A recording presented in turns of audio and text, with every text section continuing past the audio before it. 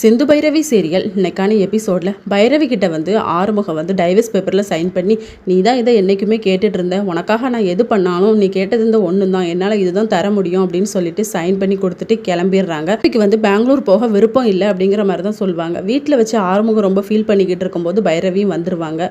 நான் தான் பெங்களூர் போக விருப்பம் இல்லைன்னு சொன்னல, அதுக்கப்புறம் என்ன எதுக்கு ஏற்றுக்காமல் இருக்க, நான் அவன் கூட சேர்ந்து வாழ தான் ஆசைப்பட்றேன் அப்படின்னு சொல்லிட்டு நான் உன்கிட்ட நெருங்கும்போது நீ என்னைக்காவது என்ன எரித்தடிஞ்சு தானே பேசியிருக்க, அதே மாதிரி தான் நானும் இருப்பேன் அப்படின்னு சொல்கிறாங்க.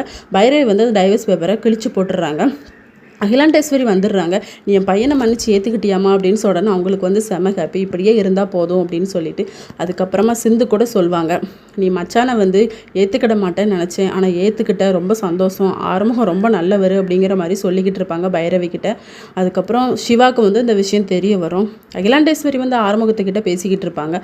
பைரவி வந்து உன்னை ஏற்றுக்கிட்டு வந்திருக்கா, அவளை சந்தோஷமாக வாழப்பாரு, எதுக்கடா இப்படி பண்ணுற அப்படின்னு சொல்லும்போது நான் போகும்போது மட்டும் அவள் இப்படி தானே பண்ணா அப்படின்னு சொல்கிறத வந்து பைரவி வந்து கேட்டுடுறாங்க. ஏன்டா இவ்வளோ பாசம் வச்சுட்டு தான் நீ இப்படி பண்ணுறியா அப்படின்னு சொல்லிட்டு வந்து பக்கத்தில் வந்து பேசுகிறாங்க. அதுக்கப்புறம் அவங்க வேஷ்டியை வந்து அவுத்து விட்டுடுறாங்க. உடனே ஆறுமுகம் வந்து பைரவியை வந்து ஹக் பண்ணிக்கிறாங்க. சிந்து வந்து அகிலாண்டேஸ்வரி கிட்ட சொல்கிறாங்க, ஆறுமுகம் பைரவி சேர்ந்துட்டாங்க, நானும் டாக்டரை விட்டு கூடிய சீக்கிரம் கிளம்பிடுவேன் அப்படின்னு சொல்லிட்டு இதோட இன்னைக்கான எபிசோடு முடியுது.